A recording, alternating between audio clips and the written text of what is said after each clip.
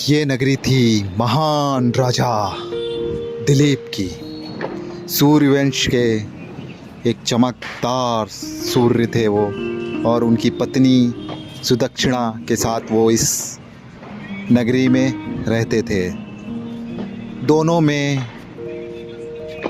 अत्यंत प्रेम था। नगरी का वैभव देखकर लोग कहते थे कि इस कुल का वंश सदा के लिए चमकता रहेगा और इसका अहित कोई भी नहीं कर सकता। वैभव और मर्यादा का लौकिक सूर्य राजा का सदैव चमकता रहता था। राजा बहुत ही पौरुषवान था और बहुत बड़ा योद्धा था। अपने रणबाहु से उसने बड़े बड़े राक्षसों को परास्त कर दिया था। अपनी कीर्ति को लेकर राजा चारों दिशाओं में काफ़ी प्रसिद्ध थे। राजा दिलीप बहुत शांत, कर्तव्यनिष्ठ और अपनी पत्नी से असीम प्रेम करने वाले। सुदक्षिणा, उनकी पत्नी भी उनसे असीम प्रेम करती थी।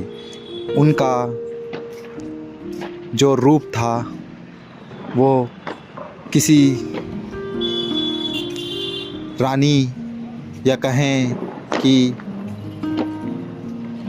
दिव्य स्वरूप प्राप्त किया था। वो अपने जीवन में सदैव खुश रहते थे, पर एक चीज़ से परेशान थे। उन्हें पुत्र या पुत्री नहीं थी। रानी ने कई ऋषि मुनियों को दान दिया, इसके बावजूद कोई सफलता प्राप्त नहीं हुई। राजा दिन रात इसी परेशानी में अपने आप को पाता था। उसे लगता था कि उसके कुल का दीपक किस तरह आगे बढ़ेगा। हमेशा प्रयास करता था। इसके लिए उसने बहुत सारे यज्ञ किए, ऋषि मुनियों को दान दिया। फिर उसने ऋषि वशिष्ठ के पास जाकर चीज़ों को पूछा कि हे प्रभु, हे राजन, हे ऋषिवर, कैसे इस समस्या का समाधान होगा। तब ऋषिवर ने उसे बताया कि हे पुत्र, हे राजन, राजा दिलीप, आप नंदिनी गाय जो कामधेनु की पुत्री है उसकी सेवा करो। अगर आप उसे प्रसन्न करने में कामयाब हो गए तो निश्चित ही आपको पुत्र या संतान की प्राप्ति अवश्य होगी। राजान उसकी बात पर अमल कर गया और उन्होंने नंदिनी गाय को अपने घर ले आए। नंदिनी का स्वरूप भी बहुत सुंदर था, बहुत वैभवशाली था। राजा नंदिनी गाय को बहुत अधिक मानने लगा, उनकी सेवा करने लगा।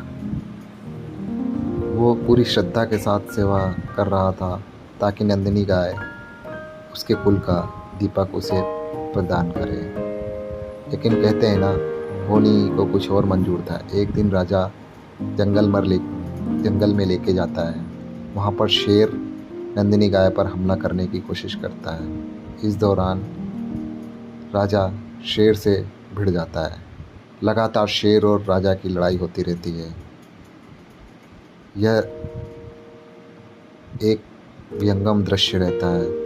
नंदिनी गाय यह देखकर काफ़ी प्रसन्न होती है कि राजा उसके लिए अपनी मौत से लड़ जाता है, अपने जान की फ़िक्र नहीं करता। इस पर वह प्रसन्न होकर राजा को आशीर्वाद देती है कि राजन, आपको पुत्र रत्न की प्राप्ति हो।